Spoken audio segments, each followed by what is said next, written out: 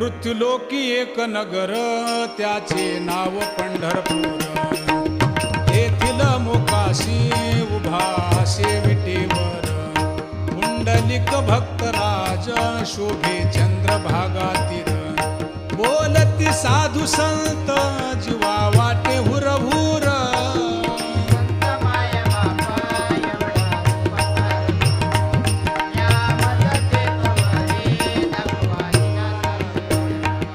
मज नाही हात पाय डोळा पडली झांपड.